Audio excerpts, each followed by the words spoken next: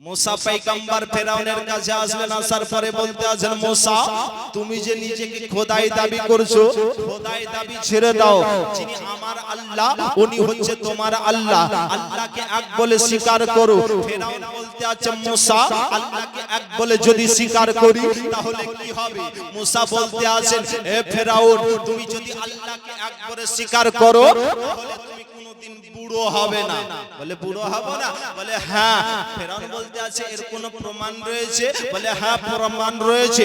মুসা পয়গম্বর নিজের হাত মোবারকটাকে ওই জায়গাতে লম্বা করে দিলেন, তো ওই জায়গাটা আলোকিত হয়ে গেল। জোরে বলুন, আলোকিত হয়ে গেল। আচ্ছা ঠিক আছে, আজকে যাই, কালকের দিন চেষ্টা করব। বেরাদার ফেরাউন গেল গো, যাওয়ার পরে হামানের কাছে গিয়ে এই কথাগুলা শোনালো। হামান বলতে আছে, ও ফেরাউন মুসা যেটা দেখিয়েছে ওটা আশ্চর্যের বিষয় নয়, ওটা হচ্ছে এক ধরনের জাদু। নাউজুবিল্লাহ। কি বলতে আছে? যে ওটা এক ধরনের জাদু। ফেরাউন বলতে আছে, মুসা যে কত বড় জাদুঘর, তার সঙ্গে একটু পাল্লা হয়ে যাবে, তার সঙ্গে পাল্লা হয়ে যাবে। ফেরাউন আসার পরে বলতে আছে, মুসা যে কত বড় জাদুঘর, তোমার সঙ্গে পাল্লা হয়ে যাবে। মুসা পয়গম্বর বলতে আছে, তুমি আমার সঙ্গে পাল্লা দেবে। ফেরাউন বলতে আছে, না না, আমার রাজ্যে যত জাদুঘর রয়েছে সমস্ত জাদুঘর আসবে, আসার পরে তোমার সঙ্গে পাল্লা দেবে, তোমার সঙ্গে মোকাবিলা করবে। বেরাদার মুসা পয়গম্বর বলল, ঠিক আছে যাও। 3 তারিখ ঠিক করা হলো। এবার জানো ওই ফেরাউনের দলেরা যত জাদুঘর ছিল গো, একটা ফাঁকা ময়দানে এসে হাজির হয়ে গেছে। ফাঁকা ময়দানে এসে হাজির মুসা পয়গম্বর ওই মাঠের মধ্যে আসলেন গো। আসার পরে দেখতে আছেন মাঠটা সাপে পরিপূর্ণ হয়ে গেছে। জোরে বলুন, সাপে পরিপূর্ণ হয়ে গেছে। আল্লাহ বলতে আছে, মুসা তোমার হাতে যে লাঠিটা আছে ওই লাঠিটা তুমি ছেড়ে দাও, আসা মোবারকটা তুমি ছেড়ে দাও। মুসা পয়গম্বর লাঠিটা যেন আপনার জমিনের মধ্যে ছেড়ে দিয়েছে গো। মুসার লাঠিটা সাপ হয়ে সমস্ত জাদুঘরের সাপকে গিলে নিয়েছে। যেমনই গিলে নেওয়া যত জাদুঘর ছিল সবাই বলতে আছে যে মুসা যেটা দেখালে এটা জাদু নয়, এটারই নাম হলো মুআজিজা। জোরে বলুন, এটারই নাম হচ্ছে মুআজিজা। বেরাদার কিছু সংখ্যক মানুষ মুসার কলমা পড়ে তারা মুসলমান হয়ে গেল। জোরে বলুন, ফেরাউনের আরো রাগ হয়ে গেল। আমি তো একই দল কমাতে চাইলাম, আর তোরা কলমা পড়ে মুসলমান হয়ে গেলি। ফেরাউনের রাগ হয়ে গেল গো। যারা কলমা পড়ে মুসলমান হলো তাদেরকে ফাঁসি দিতে আরম্ভ করলো গো। বেরাদার ফেরাউন বলতে আছে, মুসার সঙ্গে আমি কিছু করতে যাব না। মুসার লাঠিটা সাপ হয়ে হয়তো আমাদেরকে গিলে নেবে। ব্রাদার মিল্লাতে ইসলামিয়া ফেরাউনের দলের যারা কট্টরপন্থী লোক ছিল, ফেরাউনকে বলতে আছে, আপনি যদি মুসার বিরুদ্ধে যদি কোনো কথা না বলেন তাহলে আস্তে আস্তে তারা কলমা পড়ে মুসলমান হয়ে যাবে, ওদের দলটা ভারী হয়ে যাবে। বেরাদার ফেরাউন একটা যুক্তি করলো, মানবগণকে ডেকে বলতে আছে, শোনো রে, মুসাকে নয়, মুসার কলমা পড়ে যারা মুসলমান হয়েছে তাদেরকে কতল করে দাও। যারা পুরুষ মানুষ রয়েছে তাদেরকে কতল করে দাও। ফেরাউনের দলের মধ্যে এক ব্যক্তি ছিল, মুসা পয়গম্বরের কলমা পড়ে মুসলমান হয়েছিল, ভিতর ভিতর কলমা পড়েছিল, কিন্তু তিনি জানতে দেননি। ওই ব্যক্তি বলতে আছেন, না না, মুসার বিরুদ্ধে আপনারা কোনো কিছু করতে যেন না। বেরাদারি মিল্লাতে ইসলামিয়া বলল, না না, যারা কলমা পড়েছে, যারা পুরুষ মানুষ রয়েছে তাদেরকে কতল করে দেব। ওই ব্যক্তি চলে গেল মুসা পয়গম্বরের কাছে। যেই ব্যক্তি মুসা পয়গম্বরের কলমা পড়েছিল কাউকে জানতে দেননি গো। ওই ব্যক্তি যাওয়ার পরে বনি ইসরাইল গোত্রের মানুষকে বলতে আছে, মুসা পয়গম্বরের তোমরা কলমা পড়েছো, ফেরাউন তোমাদের আর দুনিয়াতে রাখবে না, তোমাদেরকে কতল করে দেবে, দুনিয়া থেকে শেষ করে দেবে। তারা যেন হাওমাও করে ক্রন্দন করতে আরম্ভ করেছে। মুসা পয়গম্বরকে বলতে আছেন, হুজুর গো, আপনার কলমা পড়েছি ওই জন্য ফেরাউন আর দুনিয়াতে রাখবে না, আমাদেরকে কতল করে দেবে। হুজুর গো, আপনি আল্লাহর কাছে একবার বদদুয়া করেন, ওদের জন্য বদদুয়া করেন। ফেরাউনের বংশের নাম ছিল কিপ্তি বংশ, আর মুসা পয়গম্বরের বংশের নাম ছিল বনি ইসরাইল গোত্র। বিরাদারি মিল্লাতে ইসলামিয়া, মুসা পয়গম্বর এই খবর যখন আপনারা শুনলেন গো, আল্লাহর কাছে যেন দোয়া চাইতে আছে, আল্লাহ আমার বনি ইসরাইল গোত্রকে তুমি সহি সালামতে রাখো, আর কিপ্তি বংশকে আল্লাহ কিপ্তি বংশের উপরে ফেরাউনের দলের লোকের উপরে আল্লাহ তুমি বালা নাজিল করো। আল্লাহ বলতে আছেন, মুসা আমি তোমার দোয়াটা কবুল করলাম। আল্লাহ রাব্বুল আলামিন বলতে আছেন, মুসা ওদের উপরে আমি বালা নাজিল করছি। কি বালা আল্লাহ পাঠিয়ে দিলেন? ঝড় বৃষ্টি তুফান যেন পাঠিয়ে দিলেন, জোরে বলুন। ঝড় বৃষ্টি তুফান চলতে আরম্ভ করলো, 7 দিন ধরে আপনার বৃষ্টি হলো। যারা বংশের লোকেরা, ফেরাউনের দলের লোকেরা যারা জমিনে বসেছিল তারা ডুবে মারা গেল, যারা দাঁড়িয়ে ছিল তাদের গলা পর্যন্ত পানি। কিন্তু বনি ইসরাইল গোত্রের মানুষের বাড়িতে এক ফোঁটাও পানি নাই, জোরে বলুন। কিপ্তি বংশের মানুষের বাড়ি আর বনি ইসরাইল গোত্রের মানুষের বাড়ি এক জায়গাতে, কিন্তু ফেরাউনের দলের লোকের বাড়িতে যেন বন্যা। আর বনি ইসরাইল গোত্রের মুসা পয়গম্বরের যারা কলমা পড়েছে তাদের বাড়িতে এক ফোঁটাও পানি নাই। বেরাদার 7 দিন ধরে ওই কিপ্তি বংশের লোকের উপরে, ফেরাউনের দলের লোকের উপরে ঝড় বৃষ্টি যেন হতে আরম্ভ করেছে। এই ঝড় বৃষ্টির আযাব সহ্য করতে পারে না। তারা যেন মুসা পয়গম্বরের কাছে এসেছে, বলে হুজুর গো, এই ঝড় বৃষ্টির আযাব আমরা সহ্য করতে পারি না। হুজুর গো, আপনার কলমা পড়ে আমরা মুসলমান হব।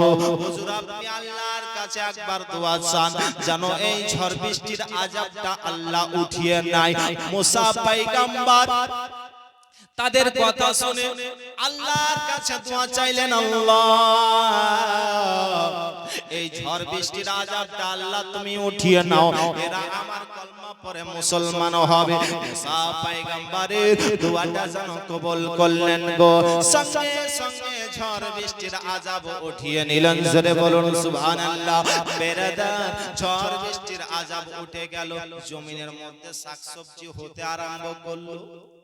ফেরাউনের দলের লোকেরা বলছে, আল্লাহ আমাদের উপরে রহমত বর্ষণ করেছে, শাকসবজি হতে আরম্ভ করেছে। কি আর কলমা পড়বি, ছাড় কলমা পড়বো না।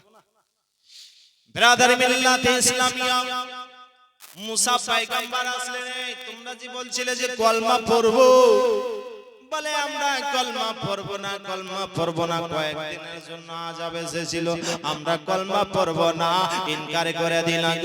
আল্লাহর কাছে আবার মুসা পয়গম্বর যেন বদদুয়া করতে আছেন, আল্লাহ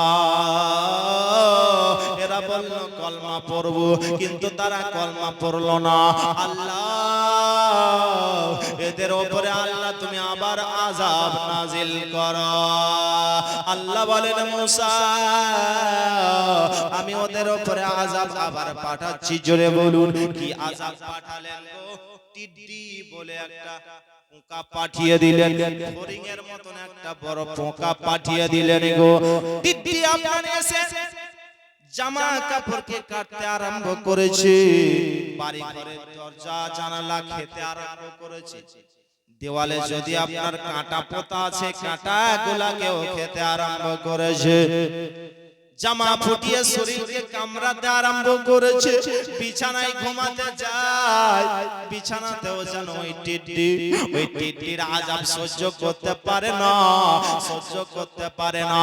আবার তারা এই আযাব সহ্য না করতে পেরে মুসা পয়গম্বরের কাছে এসেছে, বলে হুজুর গো, আমরা এই টিটির আযাব সহ্য করতে পারি না।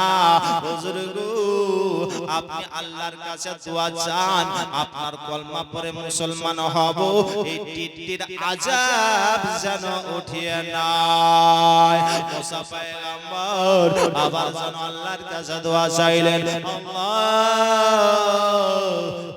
এই টিটির আযাবটা আল্লাহ তুমি উঠিয়ে নাও, এরা কলমা পড়ে মুসলমান হবে। আল্লাহ রাব্বুল আলামিন মুসার দোয়া কবুল করলেন, টিটির আযাব উঠে গেল। জোরে বলুন, টিটির আযাব উঠে গেল। কয়েকদিন কাটার পরে কি আর কলমা পড়বি, কয়েকদিনের জন্য এই আযাব এসেছিল, ছাড় কলমা আর পড়ব না। মুসা পয়গম্বর বলতে আছে, তোরা যে বললি কলমা পড়বো, বলে আমরা কলমা পড়বো না। বেরাদার তারা ইনকার করে দিল, কলমা পড়লো না। আবার যেন মুসা পয়গম্বর আল্লাহর কাছে বদদুয়া করে, আল্লাহ এরা বলল কলমা পড়বো, কিন্তু কলমা পড়ে না। আল্লাহ তুমি আবার আযাব পাঠাও। জোরে বলুন, আল্লাহ রাব্বুল আলামিন বলতে আছেন, মুসা আবার আমি আযাব পাঠালাম। কুম্বাল বলে আযাব পাঠালেন। কুম্বাল জুই উকুনের মতন একটা পোকা পাঠিয়ে দিলেন। বেরাদার এই ঘটনা কোরআনের মধ্যে লেখা রয়েছে। বেরাদার মিল্লাতে ইসলামিয়া জুই যেন পাঠিয়ে দিলেন গো। এই ফুলগুলাকে খেতে আরম্ভ করেছে, দাড়িগুলাকে খেতে আরম্ভ করেছে। বিছানাতে যেন ওই পোকা হাজির হয়ে গেছে। বিছানায় ঘুমাতে যায়, কামড় যেন মেরে দেয়। ওই জুঁয়ের আযাব সহ্য করতে পারে না। কয়েকদিন কাটার পরে বলতে আছে, হুজুর গো, আমরা এই জুঁয়ের আযাব সহ্য করতে পারি না। হুজুর আপনার কলমা পড়ে মুসলমান হব, আপনি আল্লাহর কাছে দোয়া চান যেন এই জুঁয়ের আযাব আল্লাহ উঠিয়ে নেয়। মুসা পয়গম্বর আবার যেন আল্লাহর কাছে দোয়া চাইলেন, আল্লাহ এই জুঁয়ের আযাবটা আল্লাহ তুমি উঠিয়ে নাও।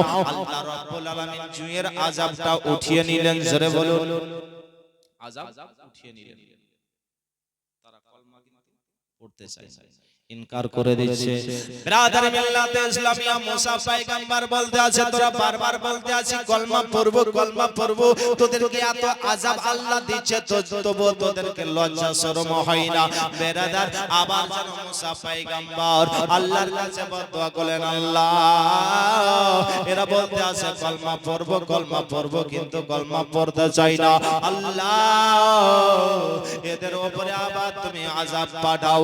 আল্লাহ রাব্বুল আলামিন বললেন, মুসা আমি এদের উপরে আযাব পাঠিয়ে দিচ্ছি। ব্যাঙের আযাব পাঠিয়ে দিলেন। জোরে বলুন, ব্যাঙের আযাব পাঠিয়ে দিয়েছে গো। দাড়ি যাদের আছে, দাড়িতে ঝুলছে ব্যাঙ, কেউ যদি হা করছে তো ব্যাঙ ঢুকছে মুখে। ভাত খেতে বসছে, থালাতে ব্যাঙ এসে হাজির। ৫-৬টা যেন ব্যাঙ এসে হাজির। বেরাদার চুলহাতে রান্না করতে যাই, চুলহার মধ্যে ব্যাঙ হাজির। করো রান্না, করো খাও, কত খাবা খাও। বেরাদার এই ব্যাঙের আযাব দিয়েছে আল্লাহ, তবুও তাদেরকে লজ্জা হয় না, তবুও তারা কলমা পড়ে না। আবার যেন মুসা পয়গম্বরের কাছে আসে, হুজুর গো, আমরা এই ব্যাঙের আযাব সহ্য করতে পারি না, এই ব্যাঙের আযাব সহ্য করতে পারি না। হুজুর আপনার কলমা পড়ে আমরা মুসলমান হব। হুজুর গো, আপনি আল্লাহর কাছে দোয়া করেন যেন এই ব্যাঙের আযাব আল্লাহ উঠিয়ে নেয়। মুসা পয়গম্বর আবার যেন আল্লাহর কাছে দোয়া করলেন, আল্লাহ এই ব্যাঙের আযাবটা তুমি উঠিয়ে নাও। আল্লাহ রাব্বুল আলামিন ব্যাঙের আযাব উঠিয়ে নিলেন। জোরে বলুন, ব্যাঙের আযাব উঠালো। তবুও বেরাদার তারা কলমা পড়ে না। আল্লাহ রাব্বুল আলামিন আবার যেন বদদুয়া করতে আছেন, আল্লাহ এত আযাব দেওয়া হলো, তারা কলমা পড়ে না। ব্যাঙের আযাব দেওয়া হলো, তবুও কলমা পড়ে না। আল্লাহ এবার তুমি আবার আযাব নাজিল করো। আল্লাহ রাব্বুল আলামিন বলতে আছেন, মুসা আবার আমি আযাব দিলাম। কি আযাব? রক্তের আযাব। জোরে বলুন, রক্তের আযাব। ব্রাদার মিল্লাতে ইসলামিয়া কিপ্তি বংশের লোকের উপরে, কিপ্তি বংশের লোকের কলসিতে যদি পানি আছে, ওই পানির ভিতরে শুধু রক্ত আর রক্ত। টিউবওয়েল দাবে, টিউবওয়েল থেকে রক্ত, পুকুর থেকে যেন রক্ত, গিলাসে যদি পানি রয়েছে শুধু রক্ত আর রক্ত। কিপ্তি বংশের লোকেরা পানি পান করতে পায় না। যাদের বাচ্চা ছিল তাদের স্তনের দুগ্ধ শুকিয়ে গেছে, পানি পান করতে পায় না।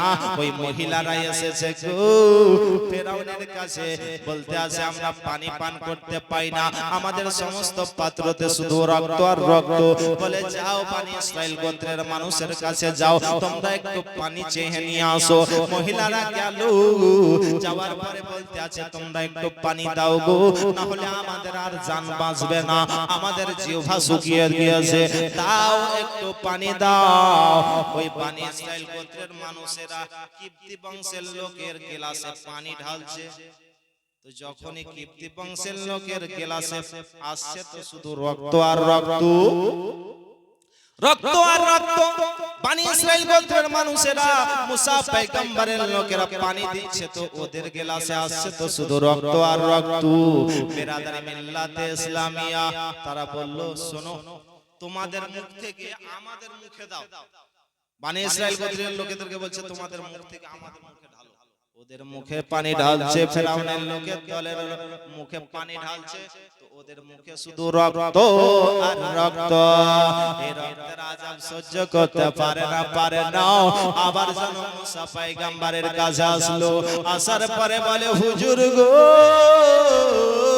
আমরা এই রক্তের আযাব সহ্য করতে পারি না, আপনি আল্লাহর কাছে দোয়া করেন যেন এই রক্তের আযাব আল্লাহ উঠিয়ে নাই। জোরে বলুন। মুসা পয়গম্বর দোয়া করলেন, রক্তের আযাব উঠিয়ে নিলেন। মহব্বতে বলুন আমি তোমার প্রেমের ভিখারি ইয়া রাসূলুল্লাহ, আমি তোমার প্রেমের ভিখারি। জোরে বলুন। ভালো লাগছে না ছেড়ে দেব? আমি তোমার প্রেমের ভিখারি ইয়া রাসূলুল্লাহ,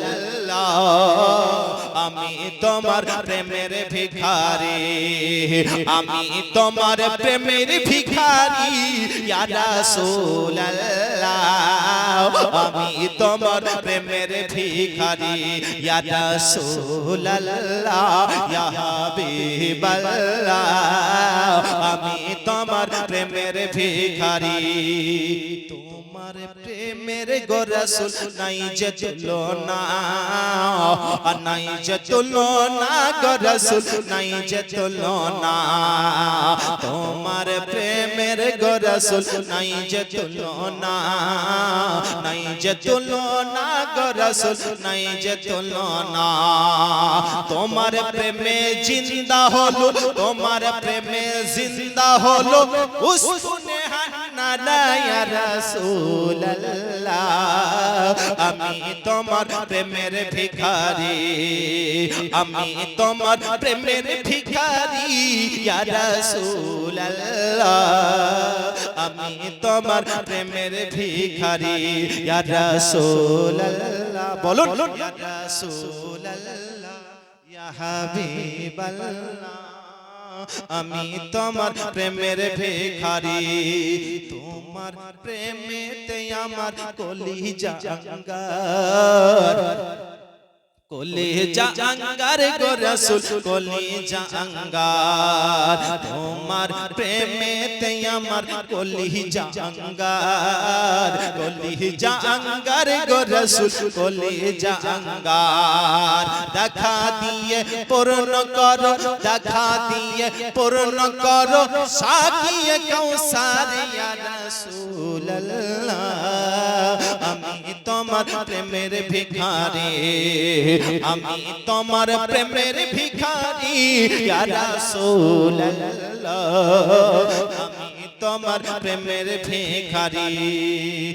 হেজাব ওঠাও দিদার দেখাও শান্ত করো মোরে শান্ত করো মোরে রাসূল শান্ত করো মোরে হেজাব ওঠাও দিদার দেখাও শান্ত করো মোরে শান্ত করো মোরে রাসূল শান্ত করো মোরে তোমার দিদার বিহানে পরাণ যে পাচ্ছে না ইয়া রাসূলুল্লাহ আমি তোমার প্রেমের ভিখারি আমি তোমার প্রেমের ভিখারি ইয়া রাসূলুল্লাহ আমি তোমার প্রেমের ভিখারি ইয়া রাসূলুল্লাহ ইয়া হাবিবাল্লাহ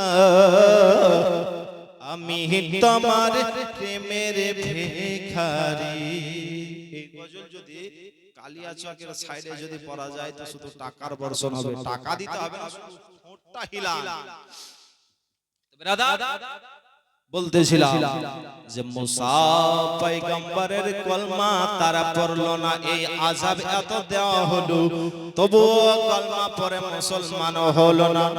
বেরাদার এই দৃশ্য দেখার পরে ফেরাউনের দলের লোকেরা মুসা পয়গম্বরকে ভালোবাসতে শুরু করলো।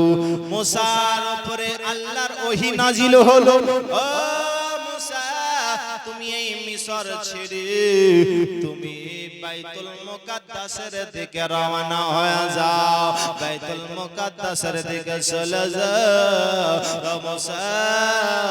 তবে দিনের বেলাতে যেও না, রাত্রি বেলাতে যাবে, কাঁচা রাতে যাবে না, গভীর রাত্রিতে যাবে, যেন ফেরাউনের দলের লোকেরা তোমাদেরকে না দেখতে পায়। বেরেদার মুসা পয়গম্বর তিনার মানবগণকে বলতে আসে, আজকে আমরা এই মিশর ছেড়ে আমরা চলে যাব, তবে এই সন্ধ্যাবেলায় যাব না, কাঁচা রাতে যাব না, আমরা গভীর রাত্রিতে যাব। সবাই যখন ঘুমিয়ে যাবে, কেউ জেগে থাকবে না, ওই সময়তে আমরা এই মিশর ছেড়ে চলে যাব। বেরাদার সবাই যেন হাজির হয়ে গেছে গো। বনি ইসরাইল গোত্রের মানুষেরা মুসা পয়গম্বরের কাছে হাজির হয়ে গেছে গভীর রাত্রিতে। এবার যেন চলতে আরম্ভ করেছে গো, মিশর ছেড়ে যেন রওনা হতে আরম্ভ করেছে। রাস্তায় যেতে যেতে তিনারা যেন রাস্তা ভুলে গেছে, রাস্তা চিনতে পারছে না। মুসা পয়গম্বরের উপরে আবার ওহী নাজিল হলো, ও মুসা তোমাদের দলের মধ্যে কেউ কি জানে ইউসুফ পয়গম্বরের মাজার কোথায় রয়েছে?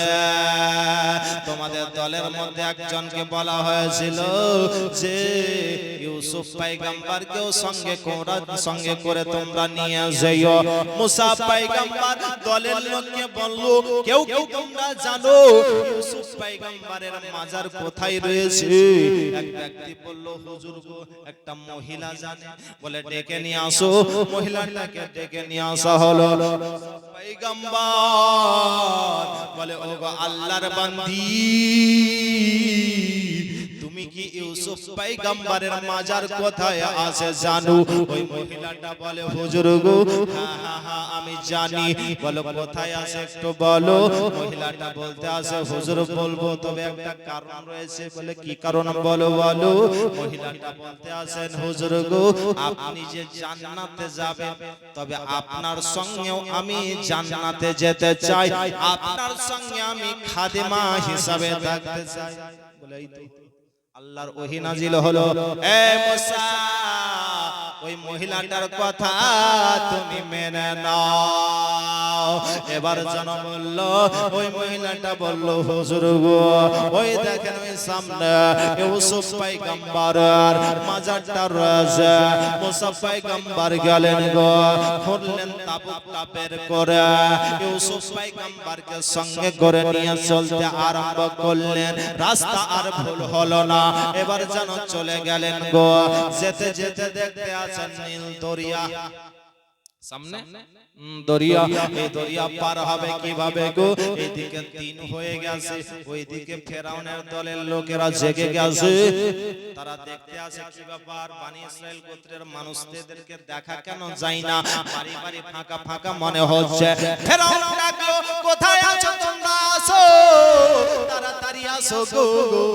ফেরাউনের দলের লোককে ডাকা হলো, বলে তারা বাড়ি ঘরকে ছেড়ে চলে গিয়েছে, চলো চলো তাদেরকে খুঁজতে বেরো হয়ে যাও। বেরাদার তীর ধনুক তারা নিয়ে যেন বনি ইসরাইল গোত্রের লোকেদেরকে খোঁজ করতে বেরো হয়ে গেছে। খোঁজ করতে করতে দেখতে পাচ্ছে ওই নীল নদের ধারের দিকে চলে গেছে তারা অনেক দূরে। বেরাদারি মিল্লাতে ইসলামিয়া ওইদিকে মুসা পয়গম্বর তিনার গোত্রদেরকে নিয়ে, তিনাদের সঙ্গে সাথীদেরকে নিয়ে নীল নদের ধারে এসে হাজির হয়ে গেছে। বেরাদার আল্লাহ বলতে আছেন, মুসা তোমার হাতে যে লাঠিটা আছে, এই লাঠিটা নিয়ে তুমি নীল দরিয়াতে একটা আঘাত করো, একটা বাড়ি মেরে দাও, রাস্তা তৈরি হয়ে যাবে। এই রাস্তা দিয়ে তোমরা হেঁটে পার হয়ে যাবে, এই রাস্তা দিয়ে তোমরা পার হয়ে যাবে। ফেরাউনের দলের লোকেরা তোমাদেরকে ধরতে পারবে না। এই কথাটা মুসা পয়গম্বর তিনার সঙ্গী সাথীদেরকে বলতে আসেন, আমরা এই রাস্তা দিয়ে পার হয়ে যাব, আমি লাঠিতে আঘাত করব পানিকে, যেন এই পানির ভিতর দিয়ে রাস্তা তৈরি হয়ে যাবে। তারা বলতে আছে, হুজুর রাস্তা দিয়ে তো আমরা সবাই যেতে পারবো না, ফেরাউনের দলের লোকেরা এসে ধরে নেবে, তো আমরা 12টা বংশ রয়েছি, 12টা রাস্তা যেন তৈরি হয়। বেরাদারি মিল্লাতে ইসলামিয়া আল্লাহ বলতে আছেন, মুসা তুমি শুধু আঘাত করো, পানিতে আঘাত করো, 12টা রাস্তা তৈরি হয়ে যাবে। জোরে বলুন। মুসা পয়গম্বর ওই লাঠি নিয়ে দরিয়াতে মেরেছেন গো, সঙ্গে সঙ্গে 12টা রাস্তা তৈরি হয়ে গেল। এবার যেন তিনারা চলতে আরম্ভ করলেন। চলতে চলতে কিছু সংখ্যক মানুষ বলে, হুজুর গো এই রাস্তাও অন্ধকার অন্ধকার মনে হচ্ছে, পিছনকার মানুষকে যে চিনতে পারা যায় না, একটু আলোর ব্যবস্থা করে দিন। মুসা পয়গম্বর আল্লাহর কাছে দোয়া করলেন, আল্লাহ একটু আলোর ব্যবস্থা করে দিন। আল্লাহ রাব্বুল আলামিন পানিকে পাহাড়ের মতন সরিয়ে দিলেন, আয়নার মতন ঝকঝক করতে আরম্ভ করে দিয়েছে। জোরে বলুন সুবহানাল্লাহ। পিছনকার মানুষকে এবার চিনতে পারছে কত দূরে আসলো। বেরাদার এবার যেন তারা চলতে আরম্ভ করেছে, অনেক দূরে চলে গেছে। আর ফেরাউনের দলের লোকেরা এই দরিয়ার ধারে এসে হাজির। সবাই বলতে আছে ব্যাপার খারাপ, এই তো মুসার কারামতি মুজিজা, এই পানির ভিতর দিয়ে রাস্তা তৈরি করেছে। ফেরাউন বলতে আছেন, না এই রাস্তা দিয়ে যাব না, ওর দিলে ভয় রয়েছে। তো কিছু কঠোরপন্থী লোক ছিল, বলছে কি হবে চলেন রাস্তা দিয়ে নামে। ফেরাউন কিন্তু ভয়ে নামে না। ফেরাউন একটা ঘোড়ার পিঠে চেপেছিল, ঘোড়ার পিঠে ছিল চেপে। আল্লাহ বলতে আছেন, জিবরিল যাও একটা ঘোড়ি নিয়ে যাও। ফেরাউন ঘোড়ার পিঠে চেপে আছে, ঘোড়িটাকে দেখলে পরে ইশকে মোহাব্বতে ওই নদীর ধারে নেমে যাবে। একটা ঘোড়ি নিয়ে যাও, ঘোড়ি নিয়ে যাওয়া হলো। ফেরাউনের সামনে দিয়েছে, নদীতে আপনার চলতে আরম্ভ করেছে, সঙ্গী সাথী এবার হাঁটতে আরম্ভ করেছে। ওইদিকে বনি ইসরাইল গোত্রের মানুষেরা নদী থেকে ডাঙাতে উঠে গেছে। জোরে বলো। এইদিকে ফেরাউনের দলের লোকেরা চলতে আরম্ভ করেছে। নদীতে যেমন সবাই নেমে গেছে, তখন মুসা পয়গম্বর বলতে আছে, এ পানি তো ধর্ম কি, দাঁড়িয়ে থাকা না চলাচল করা? চলাচল কর, যেমনই বলেছে চলাচল কর। সঙ্গে সঙ্গে পানি চলতে আরম্ভ করেছে। ফেরাউন এবার ডুবতে আরম্ভ করেছে, বলে আল্লাহ বাঁচাও বাঁচাও। ফেরাউন বলতে আছে বাঁচাও বাঁচাও করতে আছে। আল্লাহ বলতে আছে, তুই তো নিজেকে খোদাই দাবি করেছিলি, মানুষকে সিজদা করাতি, আজকে তুই বুঝতে পারবি তুই খোদা নয়, আমি হচ্ছি খোদা। জোরে বলুন সুবহানাল্লাহ। তুই সবাইকে সিজদা করাতি, আজকে তুই নিজেকে খোদাই দাবি করেছিলি, তোকে এই নীল দরিয়াতে তোকে ডুবিয়ে মারবো। তবে নীল দরিয়াতে তোকে ভিতরে রাখবো না, তোকে এই পাহাড়ের উপরে রাখবো। বিরাদারি মিল্লাতে ইসলামিয়া সে চিল্লাতে আরম্ভ করেছে, কিন্তু আল্লাহ ছাড়লো না, তাকে ওই নীল দরিয়াতে ডুবিয়ে মারলো। বিরাদারি মিল্লাতে ইসলামিয়া শুধু ফেরাউন একাই মরেছিল না, 6 লক্ষ ফেরাউনের দলেরা মরেছিল। 6 লক্ষ ফেরাউনের দলেরা মরেছিল। রাদা এত আযাব দেওয়া হলো, এত আযাব দেওয়া হলো, তবুও তারা কলমা পড়ে মুসলমান হলো না। এত ঠকলো, এত ঠকলো, তবুও মুসলমান হলো না। আমরা আজকে চলতি পথে এত ঠকা ঠকছি, কিন্তু 5 ওয়াক্তের মুসল্লিটাও হতে পারলাম না। চলতি পথে এত ঠকা ঠকছি, কিন্তু আমরা মসজিদে গেলাম না। ব্রাদার বাপজি ভাই বলবো, নামাজটা আদায় করে, নামাজ ছাড়া কোনো গতি নাই। ব্রাদার রাত্রি প্রায় অনেক হয়ে গেল নাকি, ছেড়ে দিই নাকি? 11টা 10 ছেড়ে দিই। আপনাদের 3 দিন ধরে জীবনে শুনলেন, আজকে 4 দিন নাকি? হ্যাঁ, দরুদ শরীফ পাঠ করেন। আল্লাহুম্মা সাল্লি আলা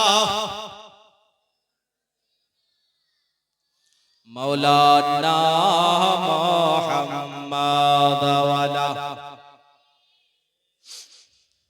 মাওলানা মুহাম্মাদ। প্রবাসেতে থাকে যারা, যারা বিদেশে থাকে, প্রবাসে থাকে, তারা মায়ের আদর খুব কমই পায়। পায় না? পায় না? মায়ের আদর খুব কমই পায়। তাই তো স্যার বলে প্রবাসেতে থাকে যারা, মায়ের আদর পায় না তারা রে। কবে যাব দেশে ফিরে, দেখবো মায়ের মুখ রে।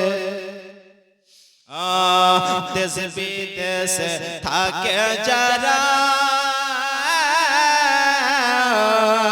মায়ের আদর পায় না তারা রে। কবে যাব দেশে ফিরে, দেখবো মায়ের মুখ রে। হায় রে, কবে যাব দেশে ফিরে, দেখবো মায়ের মুখ রে। হায় রে, সন্তান যখন বিদেশে যায়, মার কলেজা ফাটিয়া যায় রে। সন্তান যখন বিদেশে যায়, মার কলেজা ফাটিয়া যায় রে। কেঁদে কেঁদে চোখের জলে বালিশ ভিজায় রে। কেঁদে কেঁদে চোখের জলে বালিশ ভিজায় রে। হায় রে, দেশ বিদেশে থাকে যারা, মায়ের আদর পায় না তারা রে। কবে যাব দেশে ফিরে, দেখবো মায়ের মুখ রে। হায় রে, নিজ দেশেতে থাকো যারা, মায়ের সেবা করো তারা রে। নিজ দেশেতে থাকো যারা, মায়ের সেবা করো তারা রে। যার মা বাপ নাই দুনিয়াতে, সে যে বড় দুঃখী রে। যার মা বাপ নাই দুনিয়াতে, সে যে বড় দুঃখী রে। হায় রে, প্রবাসেতে থাকে যারা, মায়ের আদর যাব দেশে ফিরে দেখব মায়ের